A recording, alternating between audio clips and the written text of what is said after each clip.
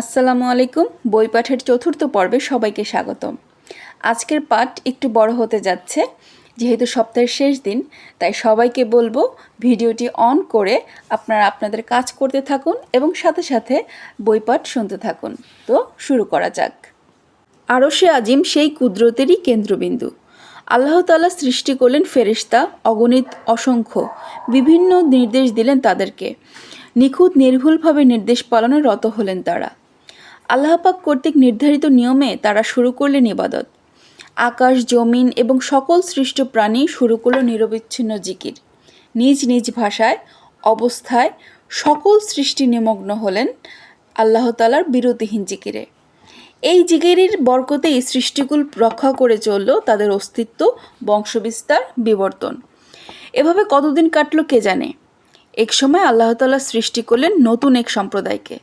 তাদেরকে সৃষ্টি করলেন তিনি ধোঁয়া বিবর্জিত আগুন থেকে। তাদের নামকরণ করা হলো জিন। এরা হলেন আল্লাহ তাআলার অন্যান্য সকল সৃষ্টি থেকে একটু ভিন্ন প্রকৃতির। আল্লাহ তাআলার অন্যান্য সৃষ্টির মধ্যে তার হুকুমের বিরোধিতা করবার শক্তি নেই, কিন্তু জিনের মধ্যে দেয়া হলো সেই শক্তি, দেয়া হলো জ্ঞান। বলা হলো জ্ঞানের চাহিদা অনুযায়ী একথা সর্ববাদী সত্য যে সৃষ্টিকর্তার ইবাদত সকল সৃষ্টির জন্য ফরজ। অতএব বিরুদ্ধ প্রবৃত্তির নিকট মাথা নত না করে আল্লাহর ইবাদত করতেই হবে। এই কর্তব্যে অটল থাকতে হবে সব সময়, না হলে আল্লাহ তাআলার অসন্তুষ্টি আর আযাব থেকে কারো নিস্তার নেই। জিন সম্প্রদায়কে পৃথিবীতে পাঠালেন আল্লাহ তাআলা। নির্ধারণ করে দিলেন এই পৃথিবীতেই চলতে থাকবে তাদের জীবনধারা, বংশবিস্তার। পৃথিবীর সম্পদ, সৌন্দর্য সব কিছু উপভোগ করতে পারবে তারা। কিন্তু এ কারণে আল্লাহ তাআলার প্রতি কৃতজ্ঞ থাকতে হবে, ইবাদত করতে হবে তার, আর সেই সঙ্গে রক্ষা করতে হবে পারস্পরিক সম্প্রীতি, শৃঙ্খলা, শান্তির সীমানা রক্ষা করে চলতে হবে সবাইকে। জিন সম্প্রদায় মেনে নিল সব কিছু। ক্রমে ক্রমে বংশবিস্তার ঘটল তাদের। পৃথিবীর বিস্তীর্ণ অংশ ভরে গেল জিনে। শান্তির সঙ্গে বসবাস করছিল তারা, কিন্তু ধীরে ধীরে দেখা দিল মতবিরোধ, অসহিষ্ণুতা। একে অপরের প্রতিদ্বন্দ্বী হয়ে উঠল জিনেরা। শান্তির আহ্বান কানেই ঢুকল না তাদের। নিজেদের শ্রেষ্ঠত্ব আর কৃতিত্ব প্রতিষ্ঠার জন্য মরিয়া হয়ে উঠল তারা। শুরু হলো কলহ, বিবাদ, মারামারি, খুনাখুনি। আগুনের তৈরি সবাই, আগুনের মতোই উদ্ধত স্বভাব জিনদের। আপোষ মীমাংসার প্রতি মোটেও আকর্ষণ নেই তাদের। ফিতনা ফাসাদে যেন তাদের একমাত্র কামনা। এরকম অবস্থায় আল্লাহ তাআলা তাদের জন্য নির্ধারণ করলেন শাস্তি।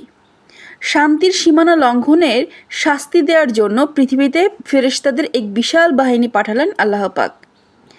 ফিতনা সৃষ্টিকারী সকল জিনকে শাস্তি দিতে লাগলেন তারা। যাকে সামনে পাওয়া গেল তাকেই হত্যা করা হলো। প্রহারে প্রহারে পর্যুদস্ত করে ফেলা হলো। যারা পালাতে পারল তাদেরও পশ্চাৎপাদন করে গভীর দুর্গম জঙ্গলের দিকে তাড়িয়ে দেওয়া হলো। এভাবে পালিয়ে বাঁচল কেউ কেউ। বসবাস উপযোগী স্থানে পড়ে রইল পাপিষ্ঠ জিনদের অসংখ্য লাশ। ফেরেশতাদের নজরে পড়লে হঠাৎ একটি শিশু, একেবারেই কচি শিশু, এক স্থানে বসে কাঁদছে। পালাতে পারেনি সে। ফেরেশতারা দেখলেন জিন শিশুটি কি সুন্দর, দেখলে মায়া হয়। শিশুটিকে কোলে তুলে নিলেন তারা, তাকে আদর করলেন। তারপর যখন আসমানে ফিরে গেলেন সবাই, তখন শিশুটিকেও নিয়ে গেলেন আসমানে। সেখানে ফেরেশতাদের মধ্যে ধীরে ধীরে বড় হতে লাগলো সে। এই জিন শিশুটির নাম ইবলিস। ধীরে ধীরে বড় হতে লাগলো ইবলিস। ইবলিস যদিও জিন, কিন্তু ফেরেশতাদের মধ্যে লালিত পালিত হওয়ার কারণে স্বভাব চরিত্র তার হলো ফেরেশতাদেরই মতো। ফেরেশতাদের মতোই সে সারাক্ষণ ইবাদত বন্দেগীতে সময় কাটাতে লাগলো। এভাবে হাজার হাজার বছর ইবাদত করল সে। আল্লাহ পাক ইবাদতের কারণে তার মর্যাদা বাড়িয়ে দিলেন। সে হয়ে গেল ফেরেশতাদের নেতা, হয়ে গেল ফেরেশতাদের শিক্ষক। জমিন ও আকাশের সকল স্থানে সে আল্লাহ পাকের ইবাদত করল, সকল স্থানে সিজদা করল। এভাবে গত হয়ে গেল হাজার হাজার বছর। তারপর একদিন পৃথিবীতে প্রতিনিধি প্রেরণ করবার সিদ্ধান্ত গ্রহণ করলেন আল্লাহ পাক।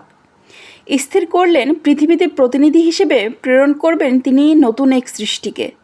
তার নাম হবে আদম। জিন নয়, ফেরেশতা নয়। মাটির পৃথিবীর জন্য প্রয়োজন মাটির তৈরি মানুষের। আল্লাহ পাক ফেরেশতাদের সমাবেশ ডাকলেন। তাদের সামনে ঘোষণা করলেন, আমি পৃথিবীতে আমার প্রতিনিধি প্রেরণ করতে চাই। ফেরেশতাদের তখন মনে পড়ে গেল জিনদের কথা।